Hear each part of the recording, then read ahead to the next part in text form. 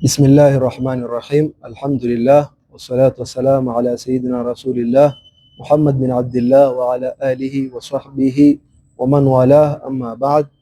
Tunamshukuru Mwenyezi Mungu Subhanahu wa Ta'ala na kumtakia rehma na amani Mtume Muhammad na ali zake na maswahaba zake na waliowafuata kwa wema. Maashara almuslimin, tutaangalia baadhi ya mbinu ambazo kwamba tunaweza kuzitumia katika kulingania wasiokuwa Waislamu kwenye Uislamu. Na kabla ya kuingia katika kuangalia hizi mbinu, kwanza tuangalie umuhimu wake. Nini umuhimu wa da'wa? Nini umuhimu wa kuita watu kwenye kalimatu tauhid na kwenye dini ya haki ya Uislamu? Umuhimu wake ni kuwa kwanza unatekeleza jukumu ambalo kwamba ni lazima kwako wewe uliowekewa na Mwenyezi Mungu Subhanahu wa Ta'ala. Mwenyezi Mungu Subhanahu wa Ta'ala ametufaradhishia sisi ambao kwamba tumepata neema ya Uislamu tuwaite wengine na tuwalinganie wengine, na Mtume sallallahu alaihi wasallam akaambiwa na Mungu, qul hadhihi sabili ad'u ila Allahi ala basiratin ana wa man ittaba'ani, hii ndio njia yangu mimi, nalingania kwa Mwenyezi Mungu kwa kutumia busara, kwa kutumia elimu, kwa kutumia hikma, kwa Mwenyezi Mungu Subhanahu wa Ta'ala ameniamrisha nifikishe, ni kazi yangu mimi na wanaonifuata mimi. Yani wewe ukilingania kwa Mwenyezi Mungu, ukalingania kwenye dini ya haki, huwa umekuwa mfuasi wa kweli wa Mtume Muhammad sallallahu alaihi wasallam. Kulingania si lazima shekhe, wala si lazima khutba, wala si lazima muhadhara. Kulingania ziko njia nyingi ndio ambazo kwamba tutataka kuzitaja, na kila mmoja ana nafasi yake, na kila mmoja ana uwezo wake, na kila mmoja ana namna yake ambayo kwamba yeye zaidi kushinda nyingine, ambayo mwingine anaiweza haiwezi hiyo yeye anaiweza yeye. Leo kila mtu anashughulika na dunia yake, kila mtu anaangalia mambo yake, kila mtu anakwambia mashekhe watafanya hiyo kazi, watu wa kufanya mijadala ya Biblia na muhadhara watafanya hiyo kazi ya kulingania wasiokuwa Waislamu, akisahau ya kuwa ni jukumu lake, bali sisi kulingania watu ndio inaotufanya sisi tuwe ni ummati bora. Kuntum khaira ummatin ukhrijat linnas ta'muruna bil ma'ruf wa tanhauna 'anil munkar. Sisi tumekuwa ni umma bora kwa sababu ya kufanya da'wa, kwa sababu ya kuamrisha mema na kukatazana maovu, na pamoja ya kuwa ni jukumu na ni faradhi na ni lazima, kisha Mungu bado ametuwekea na thawabu. Angalia tu, adallu 'ala alkhairi kafa'ilihi, ukimwashiria mtu na ukimwelekeza mtu katika khairi wapata thawabu kama yeye anavyopata, na yeye zake anapata vile vile. Yote kwa ajili ya nini? Kwa ajili wewe ndio ni sababu ya yeye kuongoka. Angalia mfano, mtu akisilimu kwa ajili yako, wewe utapata thawabu kiasi gani? Kila akiswali na wewe upata thawabu, kila akifunga, kila akisoma Qur'ani, kila akimtaja Mwenyezi Mungu, kila akifanya jambo la khairi lolote, akiketi itikafu, akifanya nini, na wewe wapata thawabu kama zile thawabu anazopata yeye, na yeye hapungukiwi. Ndio pale Mtume alivyomtuma Saidina Ali kwenda Yaman kufanya da'wa, akamwambia nini? La an yahdi Allahu bika rajulan wahidan khairun laka min humurin na'am. Mungu kuongoza mtu kupitia wewe, hata kama ni mtu mmoja, wako ni bora wewe kushinda kupata wale ngamia wa ghali wekundu. Ni kama sasa tuseme mfano wa vipando vya ghali ama magari ya ghali, kina Lexus, kina Mercedes, kina Tesla, lolote litakalokuwa la ghali, iwe wewe umelipata, haishindi thawabu ya wewe kuipata unapoipata ya kumsilimisha mtu, bali khairun laka min ad-dunya wa ma fiha. Mtume akwambia nini? Bora hata kushinda dunia yote na vilivyo ndani ya dunia vote, ni bora kwako kushinda. Haishindi mtu wewe mmoja ambaye kwamba taslimu kupitia mikononi mwako. Fikirisha, je, wale ambao kwamba walibahatika na wakawafikiwa wakaisilimisha mamia, maelfu. Angalia watu walijitolea wengi, wakafunga masafari, waliokuja ugenini. Kisikia kina Imam Ahmad Mashhur bin Taha al-Haddad, Mwarabu atoka Uarabuni huko, akaingia Kongo mpaka akapata watu wengine, akifuatana na Sharif Said na wengineo, mpaka watu wasiokuwa na nguo wamewapata, akawapa dawa, sema sisi bwana tuabaki vile vile Mungu alivyotuumba. Akaingia Uganda ndani huko, Kinawar na Lira na Arua na kwingineko, wakasilimisha. Wakaja Kenya wakasilimisha. Uslub izatofautiana kama ambavyo kwamba takazozitaja, na mmoja wapo ya uslub ni ile ambayo kwamba alitumia Sharif Said alipokwenda Uganda. Kwa hivyo ni jukumu sisi kulifanya hili kazi la dawa, na ni jukumu ambalo liko kwenye shingo ya kila Muislamu, sio watu maalumu peke yao. Na asalib ni nyingi, asalib ni nyingi. Kuna asalib ambazo kwamba ni da'watul fardiyya, mmoja kwa mmoja kuzungumza naye one on one. Umpate mtu umekaa na yeye kwenye hoteli, umekaa na yeye kazini, umekaa na yeye nyumbani, umekaa na yeye kwenye safari. Mara nyingine wakaa na mtu kwenye safari masaa 7, 10 kwenye gari, hamuulizani salamu wala jina wala humwambii dawa yoyote, na mkifika kila mtu ashika njia yake, haya wala dunia salam. Si hivyo hivyo, ufanye usulubu wa dawa hata kama ni one on one. Hiyo tena ina athari zaidi na ina ikhlasi zaidi na ni rahisi zaidi pia kwa kila mtu aweza kuifanya. Uanze na taalifu, uzoeane na yeye, uondoe ugeni, uondoe ule umbali ambao uko baina yenu. Mpige story, hata kama ni za boli, ni za siasa, ni za magari, ni za nchi, ni za barabara. Angalia namna gani msalimie, ujuane majina, pige story, taalifu kwanza, akuzoee, atoke ule ugeni na uoga ambao uko baina wewe na yeye. Kisha ukishakuwa na taalifu na mazoea, uwe na taarifu sasa. Taarifu ni umtambulishe kuhusu Uislamu, umueleze kwanza. Kabla ya kumueleza, umuulize yeye unajua nini kuhusu Uislamu. Ukijaribu utaona, ukimuuliza kwa Muislamu unajua nini kuhusu Uislamu, mwenyewe utashangaa. Akwambia majini, akwambia mashetani, akwambia ugaidi, akwambia hili, akwambia lile. Yale aliyoyaona kwa Uislamu yeye ndo achukua, ndo nini, ndo Uislamu. Ambapo siku hizi kumekuwa kuna tofauti kubwa baina ya Muislamu na Uislamu. Waislamu wengi hatufuati Uislamu, na ndio tufanya wale wasiojua Uislamu kufahamu Uislamu ni sisi. Muulize wajua nini kuhusu Uislamu, umuondoe zile shubuhat, izalatu shubuhat, umfute ile picha mbaya ambayo kwamba anayo Uislamu. Kisha sasa umueleze ule Uislamu mzuri, ile uhakika wa Uislamu. Kisha kumpa taarifu, sasa umpe taklifu, umkalifishe kuislimu, umkalifishe na yeye bebe ile dawa ifikishe kwa wengine, umkalifishe na yale ambayo kwamba yatakuja baada yake yeye kukinai. Lakini utakuwa umetumia uslubu unaotakiwa. Usiende direct kwenye taklif kabla hujafikia kwenye nini, taarifu, na usiende kwenye taarifu kabla hujapitia kwenye taalifu. Kwanza taalifu ni kitu haraka sana, ni kutabasamu tu tayari ushamvuta tayari, ushamfuta zile picha mbaya. Huenda tabasamu moja ikafuta shubuhati 1000, ila akakona tu uso bashasha, habari yako, salama, kumbe Uislamu uko hivi. Ushambadilisha fikra yake kuhusu Uislamu. Kisha sasa umuelezee unajua nini kuhusu Uislamu, kisha umueleze sivyo hivyo ama ndivyo basi, na ni hivi na ni hivi na ni vile. Kwa hivyo kuna da'watul fardiyya, kisha kuna da'watul jamaiyya kiujumla, kama vile watu wanavyofanya msikitini wakaeleza na nje wakasikia, watu wanavyofanya kwenye barabara na kwenye uwanja wakaweka mijadala. Lakini Mwenyezi Mungu atuambia ud'u ila sabili rabbika bil hikma, tumia hikma ya hali ya juu, wal mau'izati al hasanati, maneno mazuri, wajadilhum billati hiya ahsan wala tujadilu ahla alkitabi illa billati hiya ahsan.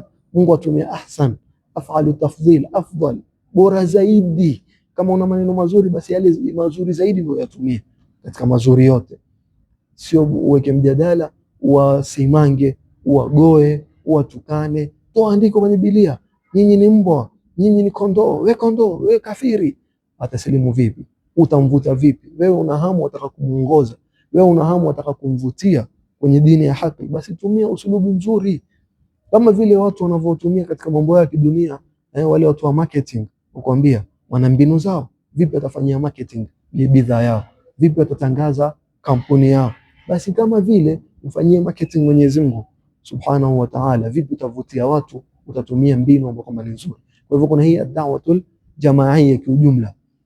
Utaona asalibu mbalimbali Mtume sallallahu alaihi wasallam amezitumia, mpaka sasa sisi tunaweza kuziiga, mpaka sasa sisi tunaweza kuzitumia. Hii ya fardia mmoja mmoja na jamaia Mtume amezifanya. Kana sallallahu alaihi wasallam, Mtume alikuwa akisubiri watu wakija katika ule msimu wa haji, akienda masokoni, ya ayuha nas qulu la ilaha illa Allah tuflihu. Pale alipoambia watangaze dawa, alifanya nini? Alipanda Jabal Safa, akaita watu wote, ya maashara Quraish, akawaita makabila. Walipokusanyika akawapa dawa kiujumla wote. Kwa hivyo ni asalibu Mtume amezifanya, na alikuwa akifanya pia fardia mmoja mmoja. Ewe fulani, bado tu hujaamua kusilimu, akimwambia Amr bin Hisham, Abu Jahli, bado tu hujaamua kusilimu, karibu katika Uislamu, wewe fulani, mmoja mmoja. Mtume alikuwa akifanya. Mtume sallallahu alaihi wasallam alikuwa akifanya uslubu mwingine wa da'wa, wa kusafiri. Angalia alivyopingwa Makka, alifanya nini? Alienda Taif.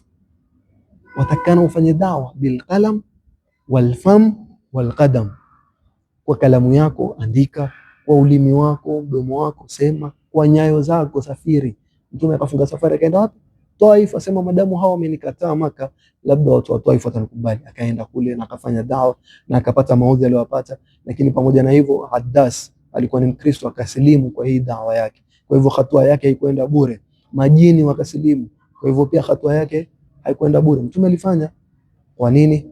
Kwa nyayo yake, kwa mdomo wake, kwa maandishi aliyoandikia barua wafalme 14 na akazisambaza, akapelekea kina Muqawqis, kina akapeleka kila mahali, Kisra na Sham na Iraq na Habasha, wote wakapelekewa barua za Mtume sallallahu alaihi wasallam zilizofika 14. Kwa nini? Bil qalam, kwa kuandika. Leo sisi tunaweza kuandika. Je, ushaandika karatasi ukapiga fotokopi ukapeana, watu hawajui Qur'ani ni nini? Utaona mtu akuuliza Qur'ani yatoka wapi? Muhammad ni nani? Yesu kwenu ni nani? Andika, chapisha pamphlets, flyers, ueleze Uislamu ni nini.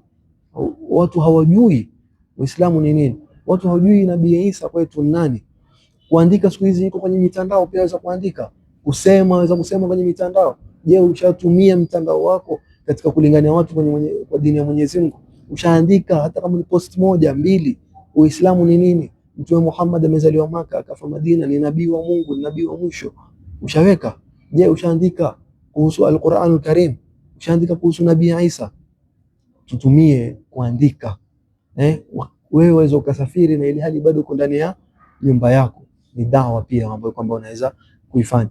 Kwa hivyo Mtume sallallahu alaihi wasallam alitumia ya kusafiri, ya kusema, ya kuandika, zote alizitumia, ya fardhia mmoja baada ya mwingine. Bali Mtume alitumia uslub kama yule Thumama, kama sijakosea, alimtumilia uslub akamweka msikitini, akamwacha aone watu waingia vipi msikitini, waswali vipi, kisha watoke. Yeye aone tu basi kwa zungumzwa nini, kwa somwa nini, asikie. Akamwacha. Baada ya siku kupita 1, 2, 3, akampa ruhusa aende. Akaenda, baadaye akarudi mwenyewe akasema nataka kuisilimu, baada ya kuona nini vile watu walivyo ndani ya msikiti. Na ndio utaona katika hizi mbinu zinazofanywa sasa hivi, kuwekwa open day, watu waingie msikitini waone kwenye msikiti kuna nini, zile fikra zao mbaya, kwenye msikiti kuna majini, sijui kuna nini, waone ni kweli ama ni urongo. Kama vile alivyowakaribisha na kuwafanyia uslubu wa mujadala, kujadiliana na Wakristo aliokaribisha ndani ya msikiti. Wale manaswara ama Wakristo wa ugeni wa kutoka mji wa Najran, wafdu Najran, ambao walikuja Wakristo wengi na kiongozi wao katika Ukristo, wale mapadri, mapasta wakubwa, manani, mabishop walikuja. Mtume akawakaribisha ndani ya msikiti wake na akakaa na wao na akajadiliana na wao kuhusu Ukristo na Uislamu, na ndio ikawa sababu ya kuteremka aya nyingi katika suratu Ali Imran. Katika suratu Ali Imran zikateremka aya nyingi kwa ajili ya kikao hiki ambacho kwamba Mtume alifanya. Bali ilipofika wakati wataka kufanya ibada zao, aliwaruhusu pia, wakaenda kando ya msikiti wake wakafanya ibada zao.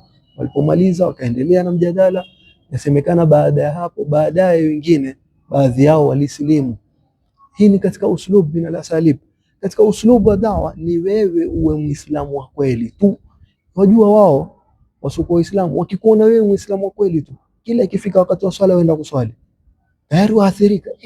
Au Waislamu dini yao umeshika kweli kweli. Wakuone wewe Muislamu mwanamke wajistiri vizuri, waathirika. Wangapi wanaokuja kusilimu wanakwambia mimi nimependa vile wanavyojistiri wanawake wenu, mimi nimependa vile nyinyi mnavyokuwa na time katika ibada zenu, hamupitishi ibada zenu isipokuwa mnazitekeleza kwa wakati. Ile wewe kufuata Uislamu wako kisawa sawa, tayari ya muathiri mtu kuamini na kupenda dini. Ile tabia yako utakaoishi na wao na ile maneno yako utakayoyatumia mazuri pia ya waathiri. ile tabia yako njema, yale maneno yako mazuri utakayoyatumia ndio yatamvutia mtu kwenye Uislamu. Wangapi wamesilimu kwa ajili ya tabia njema walioiona kwa Waislamu wenzao? Mtu amekaa naye vizuri, mtu amezungumza naye vizuri, labda hata hakuwahi kumwambia silimu, yeye mwenyewe tu akapendekezwa na akavutiwa mpaka akafanya nini, akasilimu. Na ndio utaona hizi ni mbinu ambazo kwamba tuweza kuzitumia ambazo zimetumika. Ule mfano tuliosema wa Sharif Said alipokwenda Uganda, alienda akaona hakuna hata Muislamu mmoja kule, akauliza wale, kwa nini hakuna Waislamu? Yule alikuwa kule mmoja ni Muislamu aitwa Haji Khamis peke yake, alikuwa ni Muislamu akifanya biashara zake tu. Akamwambia mbona hawa hawasilimu? Akamwambia hawataki Uislamu. Akamwambia la, hakuna anayekataa Uislamu, ni sisi ndo hatutaki kuwapa wao Uislamu. Hebu nipe nafasi ya duka mahali hapa kwako, mimi nifanye biashara. Akamshangaa, kuuza duka na kuilingania kwenye Uislamu ni vipi? Kumbe ni uslub, ni mbinu ataka kuitumia ile ya kufanya nini, dawa. Basi akawa mtu akija kununua kwake kitu anampa na cha pili. Mtu amekuja amenunua majani anampa na sukari. Mtu amekuja anunua mafuta anampa na chumvi. Yani kufanya ile ihsani na ukarimu na kuonesha tabia njema, na huku anazungumza nao vizuri na bashasha na kukaa na wao, kula pamoja, kutangamana na wao. Mwisho wakasilimu. Wangapi wakasilimu? Tangu kulikuwa hakuna hata Muislamu mmoja. Sasa hii nenda miji ya Uganda ya War na Arua na Lira na Paiza na kwingine kokote pande za kule gharb ya Uganda, utapata Waislamu sasa ni wengi kweli kweli. Njia na uslubu iliyotumika ni uslubu ya tabia, ni uslubu ya akhlaq. Vipi tabia zetu sisi, je, zavutia watu kwenye Uislamu? Je, zavutia watu kwenye dini, ama zafukuza? Kama vile tunavyopokea katika hadithi, inna minkum munafirin, katika nyinyi kuna wenye kufukuza watu. Mtu ukafanya vitendo ama ukazungumza maneno ama ukaishi na mtu kwa namna ambayo kwamba mpaka unamfukuza kwenye dini ya Mwenyezi Mungu, mpaka unamuonesha kwa hundo Uislamu, na hawa ndo Waislamu, wao ni matusi tu, hawatoki mdomoni, wao ni warongo, wao hawana uaminifu. Tusiwe ni watu ambao kwamba ni wenye kufukuza watu kwa vitendo vyetu, bali tuwe ni watu wenye kuwavuta watu kwenye dini ya Mwenyezi Mungu kwa vitendo vyetu na kwa maneno yetu na kwa kufanya dawa. Tuwe ni watu ambao kwamba tumebeba hamu ya dawa. Mtume ashatubashiria, sema hii dawa ya haki, dini ya haki itafika nyumba zote, kila mahali. Mimi na wewe tutasharifika na tutatukuka tukiwa ni sababu ya hiyo dawa kufika. Tubebe ile hamu aliyobeba Mtume Muhammad sallallahu alaihi wasallam. Tuwe na ile huruma. Fikiria, huyu ni jirani yangu, ndugu yangu, mwenzangu, ni ndugu yangu katika binadamu, na ni mfanani kama ndugu yangu wa damu. Akifa aende motoni milele, aende kuchomwa, na mimi naweza kumuokoa. Kama vile Mtume alivyosema, yeye alikuwa ashika watu kama kuwazuilia, inna akhidhu bihujazikum wa antum tafallatuna minni, mimi nashika kwa nguvu, kwa lazima usiniponyoke, lakini nyinyi mniponyoka muingia motoni. Atamani kila mmoja lao atakuwa Muislamu. Mtume Muhammad sallallahu alaihi wasallam, kila mmoja lao ataokoka na moto wa Jahannam. Ndipo pale ilipopita jeneza la Yahudi, Mtume aonekana machozi yake ya bubujuka, na mimi niko na machozi yalia. Mtume sallallahu alaihi wasallam ambia Rasulullah, lakini ni Yahudi. Akamwambia ndiyo, hii ni nafsi imeniponyoka, hii ni nafsi imeniponyoka. Yani hataki hata mtu mmoja amponyoke, asimuongoze amuingize kwenye haki, mpaka Mungu amuonee huruma. Fala'allaka bakhirun nafsaka, ewe Muhammad utajiangamiza sasa. Yani una hamu na muhimu sana, wataka kila mtu la fikisha ewe Muhammad, kisha sisi ndio tutakayoongoza. Na wewe pia, wama alaina illa albalaghul mubin. Fanya bidii yako, fanya juhudi yako. Kila mtu ako na nafasi yake na mahali pake, na kila mtu anaweza kufikisha kalima ya Mwenyezi Mungu Subhanahu wa Ta'ala kwa nafasi yake na kwa mahali pake na kwa kile pale mahali Mungu alipomweka. Fikisha, uongofu utatoka kwa Mwenyezi Mungu Subhanahu wa Ta'ala. Mwenyezi Mungu atujalie ni watu tutakaobeba hamu ya dawa, ni watu tutakaoongoza, tutakaoongoka sisi wenyewe tusome dini yetu na tuwasomeshe wengine. Mara nyingi ule ujahili ambao uko kwetu, hatujui hili na lile, tuwaambia watu maneno ya makosa kuhusu dini yetu. Sisi wenyewe tuwajua dini yetu na tuwafundishe wengine. Mwenyezi Mungu ajalie min alladhina yastami'una qawla fayattabi'una ahsana. Wa sallallahu ala sayyidina Muhammad wa ala alihi wa sallam, walhamdulillahi rabbil alamin.